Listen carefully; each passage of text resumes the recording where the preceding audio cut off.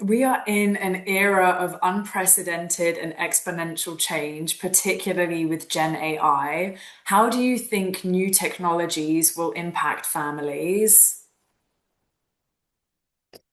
Yes, I mean, I think not just Gen AI, but the way that families are so visible these days, and wealth is, the sense of inequality around wealth is very challenging, particularly sometimes for next generations coming into wealth and into businesses. So I think the different generations have different comfort levels, and both with, on the one hand, the way you are, let's say, on social media, or the way you use technology generally. Uh, but on the other hand, also being seen to be wealthy and different can be quite difficult.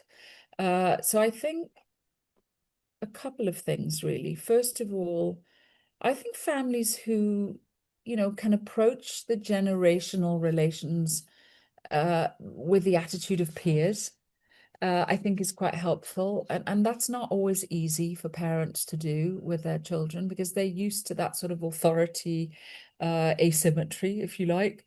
But in any family, a successful parenting journey is about learning that your kids have become peers to you. And I think in these kinds of families in particular, being able to sit with the knowledge and the comfort of the new generations around technology, around AI, is a huge asset.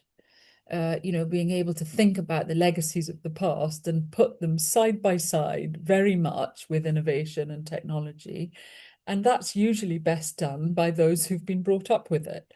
So I think, allowing those things to sit comfortably, and that means that parents need to think about their next gens as peers in a very real way, and not think about leadership in the same way. I think those things are helpful in this age of technology. Leadership needs to be much more collaborative, I would say, with your next gens.